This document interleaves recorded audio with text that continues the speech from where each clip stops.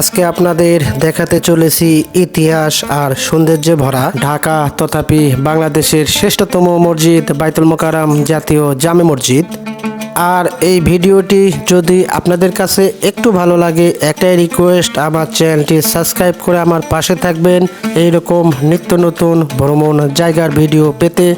এখানে আপনারা দেখতে পাচ্ছেন এটি হলো মেন দরজা। বিভিন্ন দূর দূরান্ত থেকে মানুষ ঢাকা শহরে কাজের জন্য আসে, আসার পর তারা একটু বিশ্রামের জন্য এখানে বসে থাকে বা কেউ আল্লাহর ইবাদত করে, অনেকেই ঘুরে ঘুরে জায়গাটা পরিদর্শন করেন।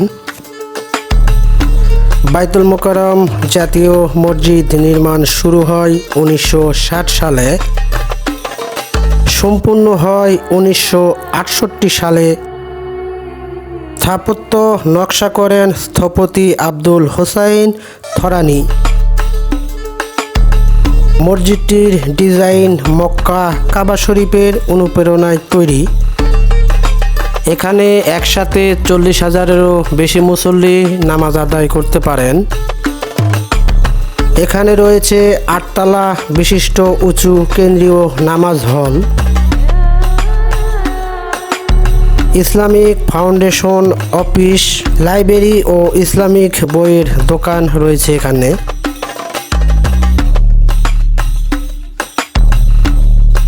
প্রত্যেক দিন শত শত পথচারী যারা এই রাস্তা দিয়ে চলাফেরা করে তারা একটু এক নজর বাইতুল মোকাররম জাতীয় জামে মসজিদ দেখার জন্য তারা আসে।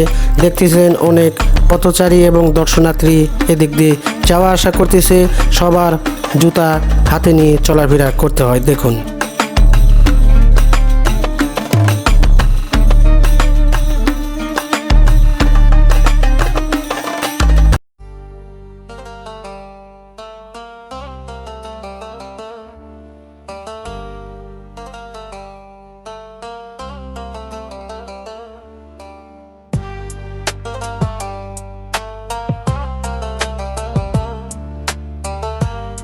বাংলাদেশের শ্রেষ্ঠ মসজিদে এসেছি, নামাজ আদায় না করলে কেমন হয়। আমি যে সময় এসেছিলাম আসর ওক্তে, আমি 4 রাকাত আসরের নামাজ আদায় করলাম, আপনারা দেখতে পাচ্ছেন।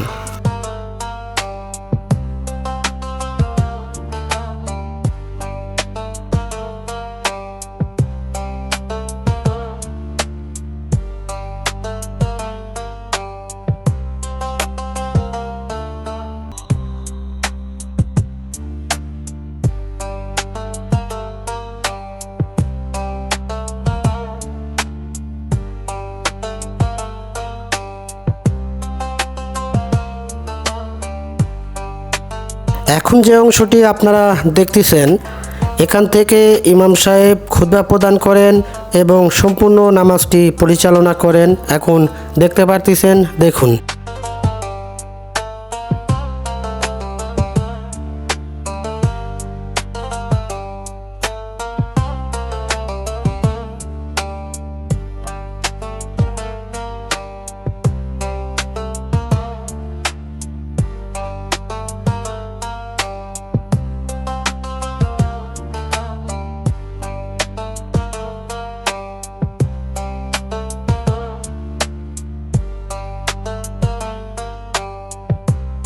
পরিশেষে আপনাদের কাছে একটাই রিকোয়েস্ট, আমার ভিডিওটি যদি ভালো লাগে এবং আমার চ্যানেলে ফার্স্ট টাইম হয়ে থাকেন, আমার চ্যানেলটি সাবস্ক্রাইব করুন, আমার পাশে থাকুন এইরকম ভ্রমণ ভিডিও পাওয়ার জন্য।